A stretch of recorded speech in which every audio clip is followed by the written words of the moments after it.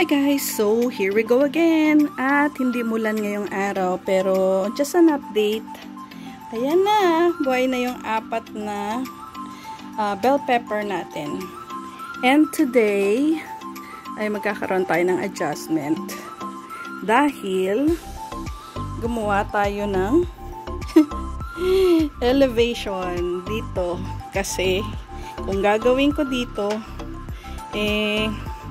mahaharangan na yung mga pintuan natin. So, mag-elevate lang tayo. And also, di ko na meron tayong dalawang sayote. Ayun na, meron na siyang sprout. Ayan. And then, today also ay transfer na natin. Ayan, nag-4 leaf na yung iba nating mga pechay or bok choy.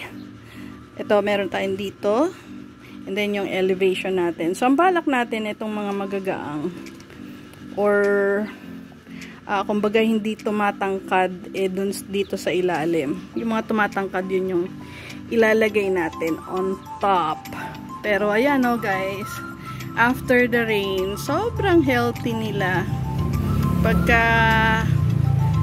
natural ang dinidilig sa kanila, talaga nga namang magiging healthy sila.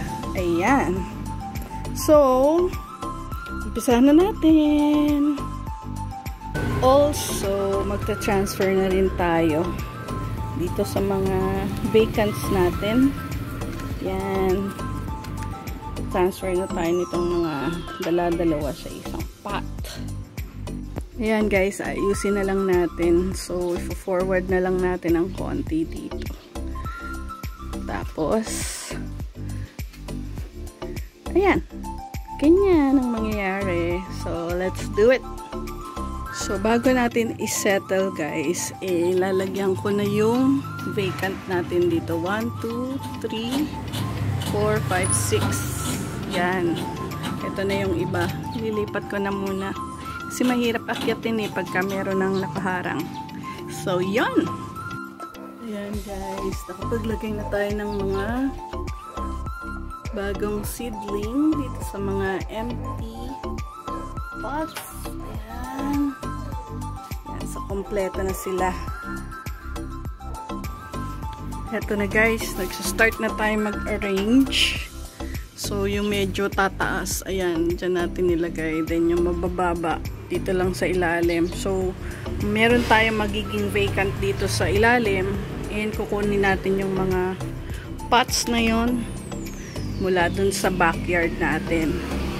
So, naglagay lang tayo ng allowance para masikatan pa din yung ating mga basil. Ayan. Ayan guys, ito ay patungan sa ilalim na kinat ko, tapos ginawa kong flat form. Ayan, ito pala guys, merong matamis kaming pinya, and ayan, meron ng roots. So tatanim na natin yan.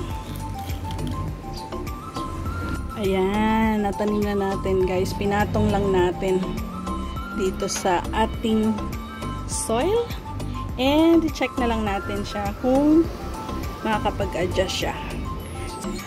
Ayan guys, for now, eto na muna.